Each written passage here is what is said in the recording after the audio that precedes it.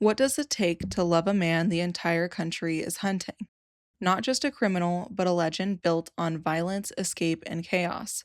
This is the story of Evelyn Billie Frechette, a woman shaped by survival long before she ever met John Dillinger. Welcome back to Meals to Unalive For. I'm Jody Breton, and this is where food and memory meet, and not everything stays in the past. Today, we're making meat ham pies. Evelyn Frechette was born in 1907 in Wisconsin, part French, part Menominee Native American. In her childhood, it wasn't soft. Like many Native children at the time, Billy was sent to a government-run boarding school, the kind designed to strip away identity, language, and culture, where survival meant learning when to speak and when to stay silent. But that wasn't the only trauma she carried. As a young woman, Billy was sexually assaulted, and that assault resulted in a pregnancy. Now, pause there for a second because this is part of her story that often gets skipped. She wasn't just Dillinger's girlfriend. She was a woman who had already endured violence, loss of control, and a system that didn't protect her. After becoming pregnant, Billy was sent to what was known as the Beulah maternity home. She gave birth to William in the Beulah home in 1928. Due to syphilis, the baby had major disabilities. The infant was taken to Brooks, Michigan farm and died at the age of 3 months. These were places where unmarried women, often with no support, were sent to give birth. And more often than not, their babies were taken, adopted out, disappeared into a system that didn't ask many questions.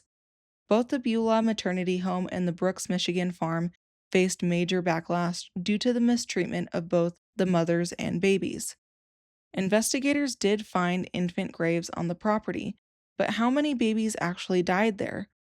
Some say the name Billy came from the loss of her child, but no one knows for sure. What we do know is that somewhere along the way, Evelyn disappeared and Billy took her place. So by the time she walks into that Chicago nightclub in 1933, she's not naive, she's not untouched by the world, she's already learned one brutal lesson. Nothing in life is guaranteed to stay. That's where she meets him, John Dillinger. And yes, he was already notorious.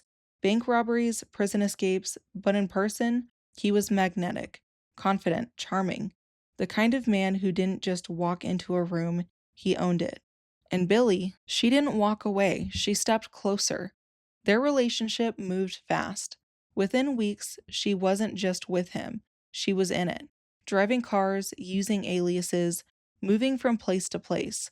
Living a life where every second could be the one that ends everything. But here's the question that always lingers. Was she in love with Dillinger? Or was she drawn to a man who made her feel protected in a world that had never protected her? Because when you've had everything taken from you once, danger doesn't always feel like danger. Sometimes it feels like control. In January 1934, that life came crashing down. The FBI found Billy in Chicago, not Dillinger. She was arrested, interrogated, and pressured to give him up.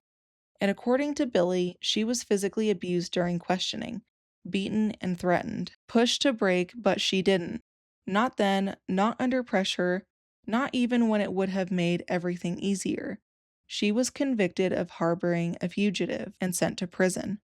While she sat behind bars, Dillinger kept running until July 1934 outside the Biograph Theater.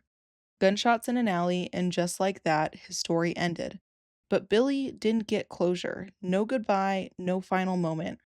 Just the echo of a life she helped build, disappearing overnight. She was released later that year, and for the rest of her life, she tried to move on. She worked, spoke out, told her story, not as a criminal mastermind, but as a woman who survived things most people never see, and still chose love in the middle of it. Because Evelyn Billie Frechette wasn't just the woman behind a legend. She was a survivor of systems, violence, and loss. And maybe that's why she stayed. Because when you've already lost everything once, what's left to fear? And in a story filled with guns, banks, and blood, the most haunting details isn't the crime. It's the woman who lived through it all and kept going. After Billy got out of prison, she would try to rebuild.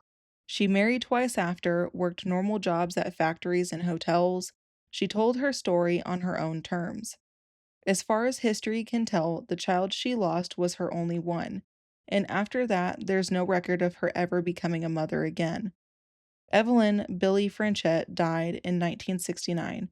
She lived long enough to see Dillinger go from public enemy to American folklore, but she never really became part of the legend in the same way. She remained something more complicated.